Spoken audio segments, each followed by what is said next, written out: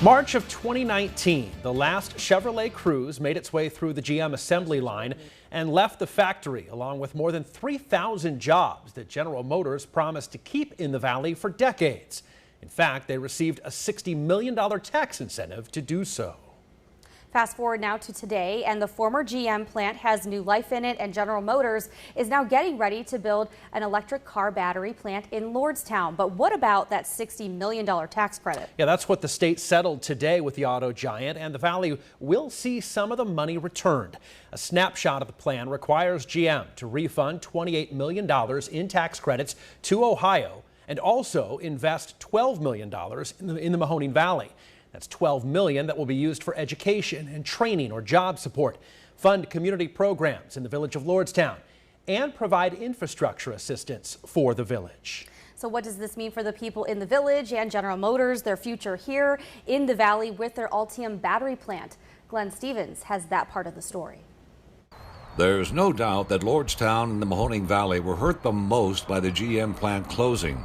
That's why area lawmakers say it was important that this tax credit settlement include more than just GM refunding money to the state. If you look, we're the ones who suffered the economic devastation when the Cruze left and GM left.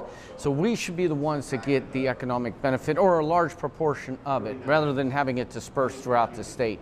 In Lordstown, the mayor expects some of that community support funding will help with infrastructure, such as water service needed for future development.